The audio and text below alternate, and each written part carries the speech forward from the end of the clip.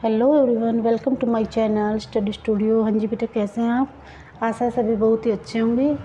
आज हम आपको कराएंगे क्लास 7th का चैप्टर नंबर 9 एक तिनका का के क्वेश्चन आंसर। चैप्टर नंबर 9 के एक तिनका इसके क्वेश्चन आंसर कराएंगे। इसमें क्वेश्चन आंसर है 5 यहाँ से यहाँ तक। तो नीचे दी गई कविता की पंक्तियों को सामान्य वाक्य में बदलिए। तो इसका जैसे कि दे रखी है ना, इनको आपको आसान लाइन में लिखना है, तो आप इनको भर सकते हैं। एक तिनका आँख में मेरी पड़ा, तो आप इसको सामान्य लाइन में है मेरी आँख में एक तिनका पड़ा। तो वीडियो बहुत ही अच्छी है, ज़रा ध्यान से देखिए, बड़ी इंटरेस्टिंग स्टोरी है, कविता है इसमें। एक तिनका आँख में मेरी पड़ा, मेरी आँख में एक तिनका पड़ा। तो आपको इसको सामान्य लाइन में लिखना है, बिल्कुल आसान लैंग्वेज में इसको लिखना है। थोड़ा सा इसको बड़ा कर देते हैं, ऐसे ठीक है। सेकंड है,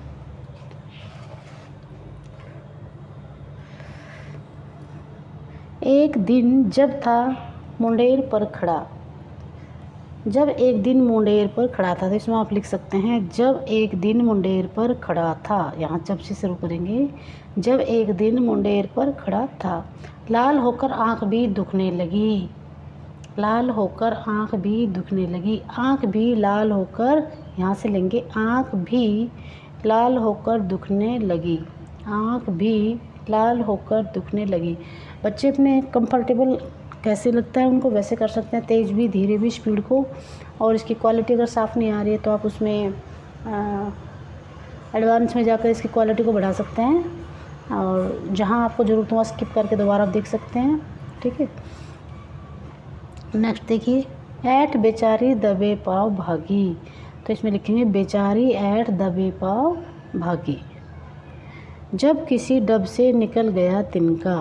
तो आप कैसे करेंगे, जब तिनका किसी डब से निकल गया।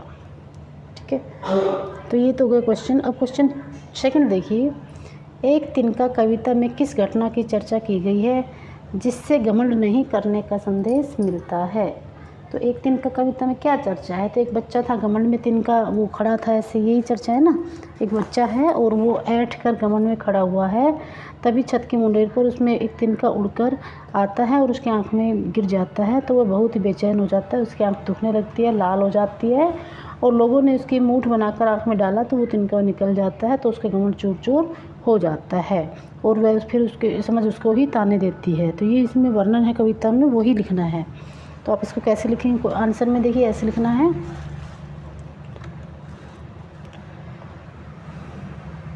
एक तिनका कविता में कवि ने आँख में पड़ने वाले तिनके की घटना की चर्चा की है। जो एक तिनका है कविता में, इसमें कवि ने आँख में पड़ने वाले तिनके की चर्चा की है। एक दिन कवि घमंड से भरा हुआ छत की मुंडेर पर खड़ा था।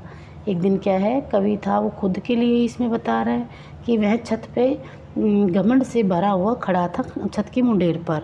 तभी उसकी आँख में कहीं से उड़ता हुआ एक तिनका आ गिरा, और जिसके कारण उसकी आँख लाल हो गई और वह बेचैन हो गया। उसकी आँख में तिनका गिरा तो उसकी आँख लाल हो गई और वो बहुत दर्द करने लगी और वो बेचैन हो गया। लोगों ने कपड़े की मूठ से उसकी आँखों को सेका। फूंक मार मार कर कपड़े के मूठ से आँखों को सेकने लगे लोग। तिनका किसी भी प्रकार से निकल गया और इस घटना से कवि का घमंड चूर चूर हो गया। अतः इस कविता में हमें संदेश मिलता है कि हमें कभी भी घमंड नहीं करना चाहिए। अगर अब ये क्वेश्चन बनता है कि इस कविता से हमें क्या संदेश मिलता है, तो इस कविता से हमें ये संदेश मिलता है हमें कभी भी घमंड नहीं करना चाहिए। घमंड को चूर चूर करने के लिए एक छोटा सा तिनका ही काफ़ी होता है। ठीक है, वो ही कुछ नहीं है, आपको वो स्टोरी जो भी इसमें है कविता में, वही स्टोरी आपको इसमें लिखनी है। इसमें यही पूछा कि क्या घटना है। ठीक है, घटना में इसमें क्या वर्णन आया है। तो क्वेश्चन नंबर 3 देखिए, आँख में तिनका पड़ने के बाद घमंडी की क्या दशा हुई थी। तो ये तो सबको पता है, लाल हो गई थी, दुखने लगी थी, व्याकुल हो गया था। तो आँख में तिनका पड़ने के बाद घमंडी व्याकुल हो उठा, वो बेचैन हो गया और उसकी आँख लाल हो गई। इससे घमंडी का घमंड चूर चूर हो गया। क्या हुआ, उसकी आँख लाल हो गई और घमंडी का घमंड चूर चूर हो गया। घमंडी की आँख में तिनका निकालने के लिए उसके आसपास के लोगों ने क्या किया। तो क्या किया था, एक मूठ बनाकर उसकी आँख में देने लगे थे। तो घमंडी की आँख में तिनका निकालने के लिए उसके आसपास के लोगों ने कपड़े की मूठ बनाकर उसकी आँख को सेका, जिससे आँख की पीड़ा कम हो गई और तिनका निकल गया। तो उसके आँख को गरम जैसे फूंक मार के कपड़े को हम लगाते हैं तो वो क्या हो जाता है, आँख में जो वो होता है ना, उसके आँख में जो तिनका था वो निकल जाता है और उसकी आँख में दर्द कम होता है। ठीक है। क्वेश्चन नंबर 5 देखिए।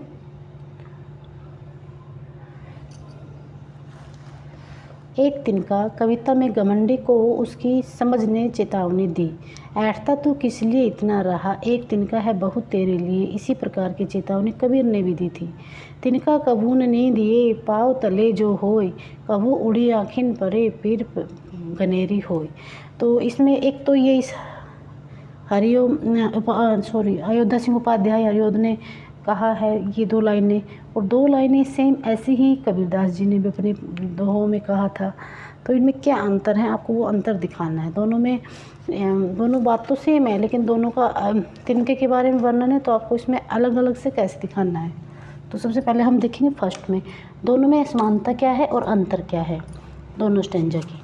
तो इन दोनों पदांशों की पंक्तियों में समानता यह है कि दोनों में बताया गया है एक छोटा सा तिनका भी आँख में पड़ जाए तो वह मनुष्य को बहुत पीड़ा देता है। तो दोनों में समानता में ये दिखाना है, एक तिनका समानता में क्या दिखाना है, अगर एक छोटा सा भी तिनका आँख में पड़ जाए तो बहुत पीड़ा देता है, उसे बेचैन कर देता है। समानता में तो तिनके का आँख में पड़ने के बारे में वर्णन किया है, और दोनों में अंतर एक ये दिखाना है, दोनों काव्यांश दोनों पंक्तियों में अंतर ये दिखाया गया है कि तिनके में मनुष्य का घमंड तोड़ने की शक्ति होती है, एक छोटे से तिनके में भी मनुष्य का घमंड तोड़ने की शक्ति होती है।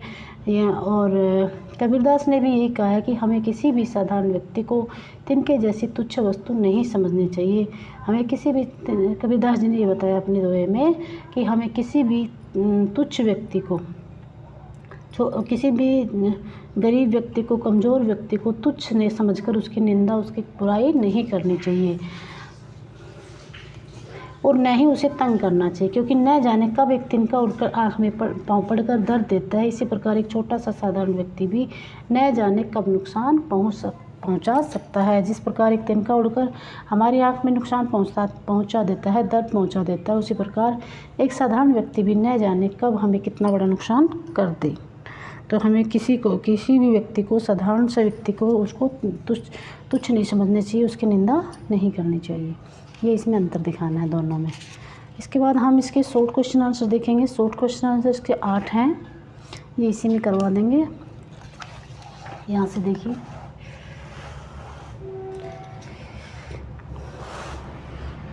ये देखिए MCQ। एक तिनका कविता के राइटर का नाम बताना है, अयोध्या सिंह उपाध्याय हरिओद। ओके। कवि किससे भरा हुआ था, कवि घमंड से भरा हुआ था। कवि किससे भरा हुआ था, कवि घमंड से भरा हुआ था।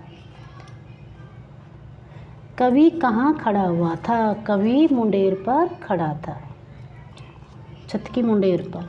कवि की आंख में अचानक क्या पड़ गया, तो कवि की आंख में अचानक एक तिनका उड़कर दूर से आया और उसकी आंख में गिर गया। आँख में तिनका पड़ने पर कवि की दशा कैसी हो गई, आँख में तिनका पड़ने पर कवि की दशा बेचैन हो गई, वो बेचैन हो गया, व्याकुल हो गया। कवि को बेचैन देखकर लोगों ने क्या किया था, तो